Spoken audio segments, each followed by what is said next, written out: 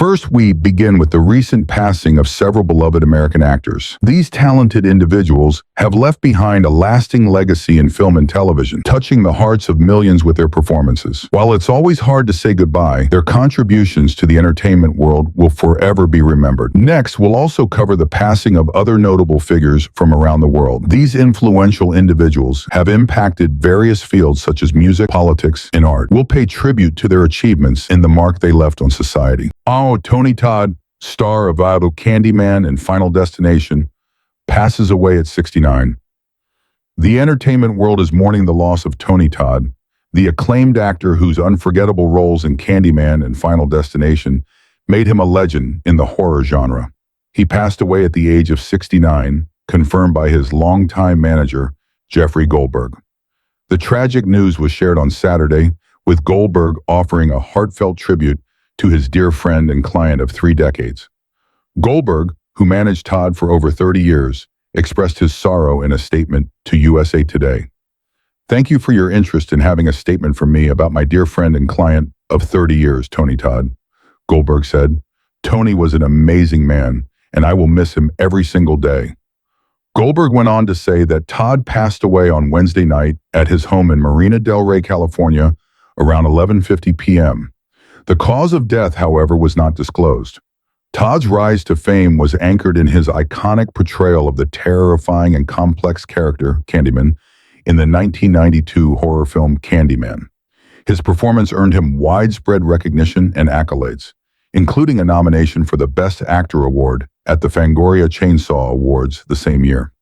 The film itself became a hallmark of supernatural horror, blending elements of folklore with urban legend, and Todd's portrayal of the vengeful spirit became a defining moment in cinematic horror.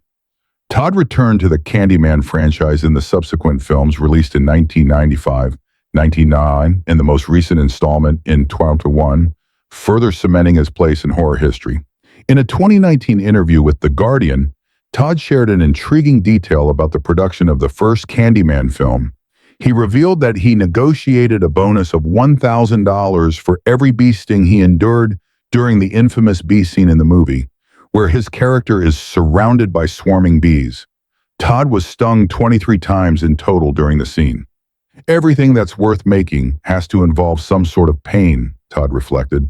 "Once I realized it was an important part of who Candyman was, I embraced it. It was like putting on a beautiful coat." Todd's portrayal of Candyman has remained one of his most memorable performances throughout his prolific career. "I've done 200 movies. This is the one that stays in people's minds," Todd commented during the Guardian interview. "It affects people of all races." His performance resonated with audiences around the world, and the character of Candyman remains a symbol of horror and cultural significance. On Friday, New Line Cinema, the studio behind the Final Destination series, took to Instagram to mourn Todd's passing. "We have lost a cherished friend," the post read. "Rest in peace, Tony." Todd's portrayal of William Bloodworth, a recurring character in the Final Destination franchise, solidified his place in horror cinema history. He brought a unique depth and gravitas to the role, making Bloodworth one of the most memorable figures in the series. Born in Washington, D.C., Tony Todd had a rich and diverse background in the arts. He spent 2 years on a scholarship at the University of Connecticut, which led to further scholarships from the prestigious Eugene O'Neill National Theater Institute. Todd's time at the university laid the foundation for an intensive and rewarding education in acting, which included stints at the Hartman Conservatory in Stamford, Connecticut, and the Trinity Square Repertory Theater Conservatory in Providence, Rhode Island. Beyond his acting career, Todd was also dedicated to teaching and mentoring. During his time in Connecticut, he taught playwriting to high school students enrolled in the Hartford Public School System, further showcasing his passion for nurturing the next generation of theater and film talent. Tony Todd's death has sparked an outpouring of tributes from fans and colleagues alike. Social media platforms have been flooded with messages celebrating his life and work. One fan shared a special memory, saying, "Tony Todd once stopped me mid-sentence to tell me my eyes were the color of honey, and I need you all to know that getting complimented by Candyman is the closest I've ever felt to feeling invincible." Another fan shared a playful tribute, writing, "Tonight, I will call Candyman 3 times in front of my mirror at the bathroom with the lights turned off. R.I.P. Tony Todd." Blumhouse Productions, the powerhouse production company known for its horror films, also paid tribute to Todd, acknowledging that his passing represents a significant loss for the horror genre. "We lost a true icon of horror," Blumhouse said in a statement. "Tony Todd was a legend, and his work will continue to inspire future generations of filmmakers and fans." Throughout his career, Todd appeared in over 200 films, spanning a wide array of genres. Though he was often cast in horror films, his versatility as an actor allowed him to take music icon Quincy Jones, the legendary producer behind Michael Jackson's Thriller, passes away at 91. Quincy Jones, widely recognized as the mastermind behind Michael Jackson's Thriller and the orchestrator of the 1985 charity anthem We Are the World, had a remarkable career that broke racial barriers in both music and film. He passed away on Sunday at the age of 91, according to his publicist. Throughout his illustrious career as a composer, arranger, and producer, Jones won an extraordinary 28 Grammy Awards. His influential legacy intertwined with music legends like Frank Sinatra, Ella Fitzgerald, Duke Ellington, and Leslie Gore. Born on March 14, 1933, to Sarah and Quincy Delight Jones, he grew up in gang-infested Chicago during the Great Depression. His mother struggled with mental illness and was institutionalized when he was just 5 years old. His father moved the family to Bremerton, Washington, where at age 11, Jones broke into a recreation center to steal food. There, he discovered an upright piano, and as he later reflected, it was this chance encounter that steered him away from petty crime and into music. Jones explored various instruments before settling on the trumpet. By 14, he was performing on the club circuit with a 16-year-old Ray Charles, exploring jazz, big band, and bebop. After high school, Jones toured internationally with jazz legends Lionel Hampton and Dizzy Gillespie. By 1961, after a whirlwind musical journey that left him broke, Jones returned to the U.S. and began working at Mercury Records. There he rose to the position of vice president at the predominantly white company. In 1965, he moved to Hollywood to pursue his dream of composing film scores.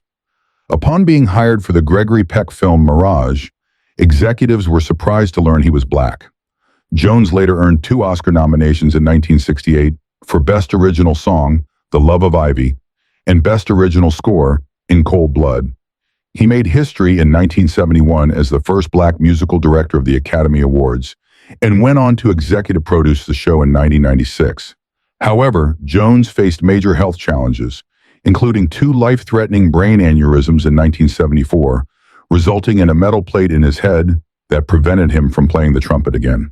Despite this, he continued to create music, scoring shows like The Bill Cosby Show, Sanford and Son, and the 1977 miniseries Roots, which earned him an Emmy. While working on The Wiz, he met Michael Jackson and went on to produce Jackson's groundbreaking album, Off the Wall, in 1979, solidifying their partnership with the mega-successful albums Thriller and Bad. In 1985, Jones co-produced the all-star charity song We Are the World, which won 3 Grammy Awards. Jones also co-produced The Color Purple and introduced Oprah Winfrey to a wider audience. He produced the Broadway adaptation of the film as well. In 2013, Winfrey inducted Jones into the Rock and Roll Hall of Fame, with his name appearing on over 400 albums as a producer, composer, conductor, arranger, or performer. Jones also composed roughly 35 film scores.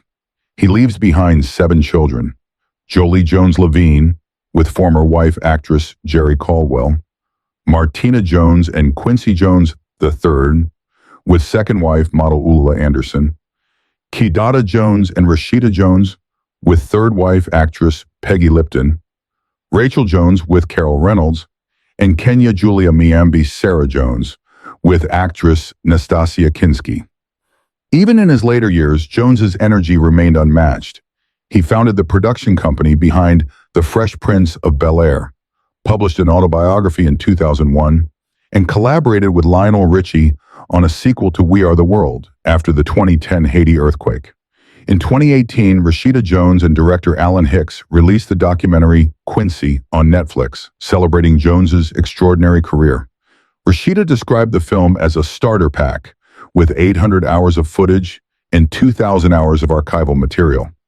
She reflected, He's lived such a big life, and I cannot believe all of this experience is contained in this one human being who just happens to be my dad. Jones, who admitted to tears each time he watched the film, shared that the central message of his life was one of family, love, and perspective. Never give up, he said. Keep humility with creativity and grace with success.